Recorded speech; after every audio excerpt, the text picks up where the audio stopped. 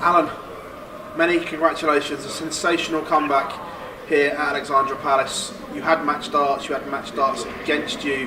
What are the emotions like right now? I've calmed down a little bit in the last 10 minutes, but I'm absolutely buzzing for that, because I was dead and buried, and I felt that on the stage, and I felt down, and I felt lonely, and I was looking at my family. I was like, what's happening? There's just no. I looked up at one point and see my average on the big screen at 82, and I was like, what's going on?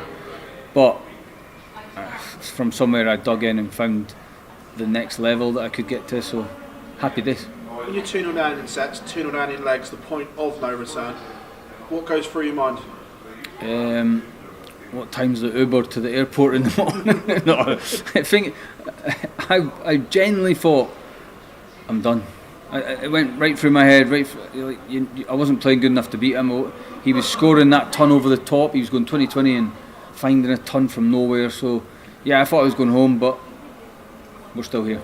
You said in your last interview there were scars there. When you start to get back into it, do you sense those scars opening up?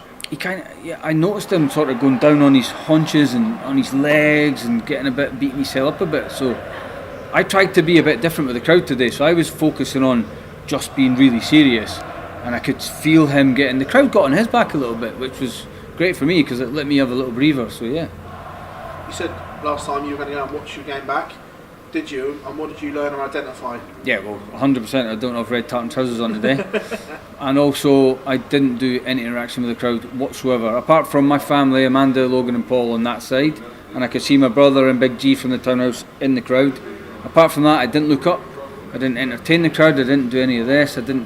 So I learned from that. And I practiced last night with Rob Cross for a few hours.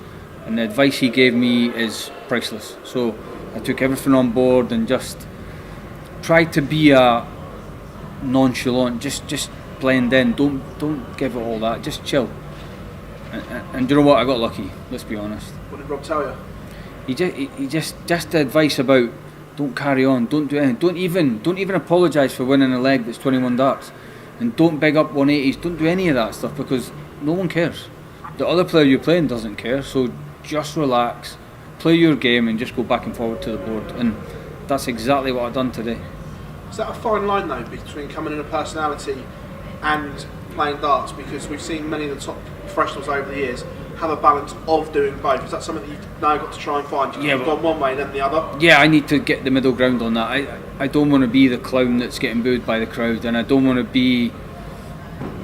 I think in my head I think everyone's alright on my side, but when you're in there and the crowd starts singing against Scotland, not so much me, just Scotland.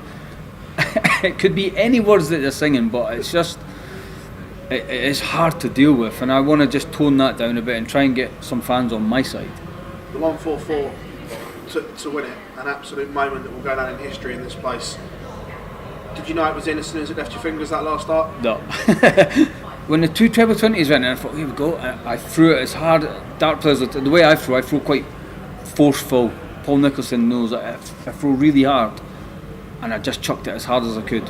Really just bunged it and prayed, and it clipped in and wire. So what a moment that was.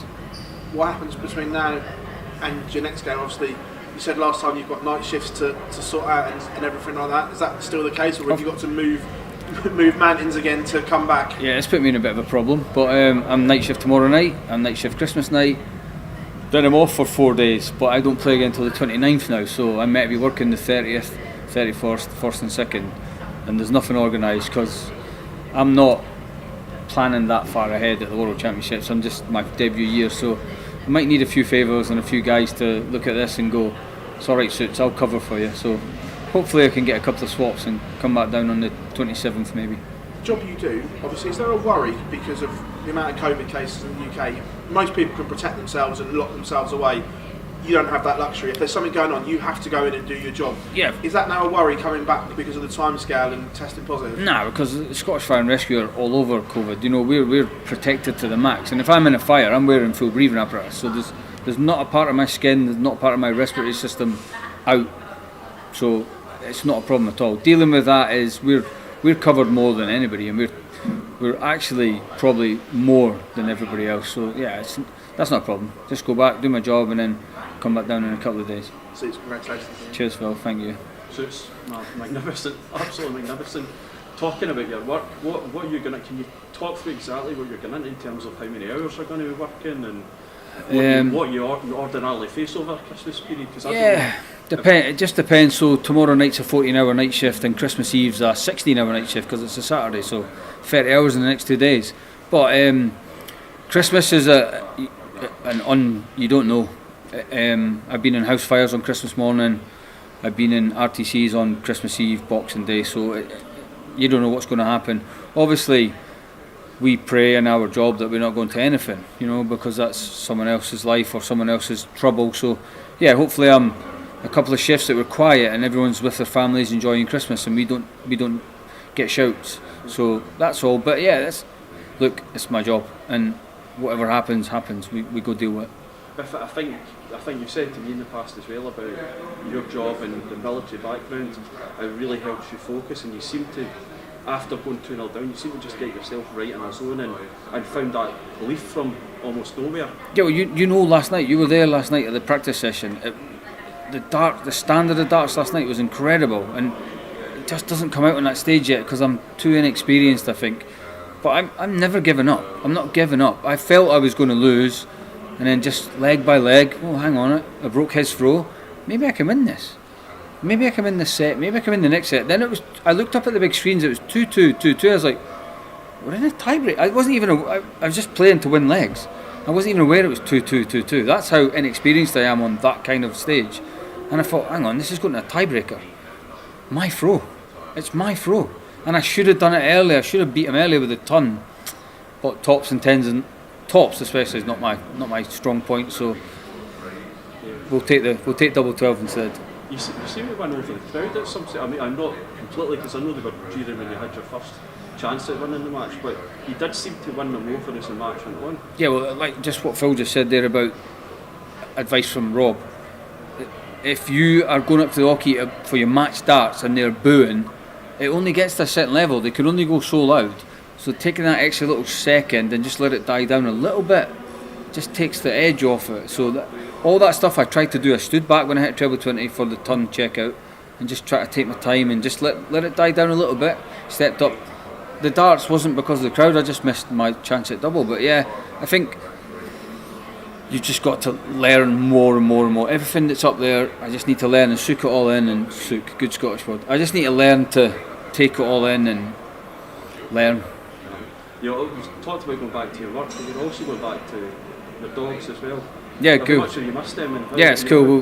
We've kind of FaceTimed them, which sounds a bit weird, but we've been on FaceTime with the dogs. But tomorrow would be great to go home and be with the dogs. And the fact that I know I'm coming back now, the town, Arbroath and Scotland's going to be buzzing. So it's going to be great going back to work actually, because the guys will probably be expecting me to buy them cakes and whatever else on shift, but I suppose I've got enough cash now to buy them some cakes from Clark's. How much have you felt that support and that love from Arbroath and from the rest of Scotland? Amazing, it's amazing, and you can't buy that because out there you're on your own. I reckon there was six people from Scotland in there. Out of 3,000 people, there's 6 people. The rest are all English and cheering against me, but listen, it doesn't matter. You did social media comments and everything, and that really helped you then? Yeah, I'm a big fan of everything that's on social media, so yeah, I get involved in it and have a bit of banter and that as well, which I think you have to have a bit of both, and that's cool. But let's make sure that the trolley goes past with the cakes on it. I've got one final question. Yeah. How far can you go now? There's no limit, is there? If you can get through a game like that against the world number 26, then you can beat anybody. But let's just look at the next game, and whoever wins that game has to play me. I don't have to play them, so I'm here on a free roll.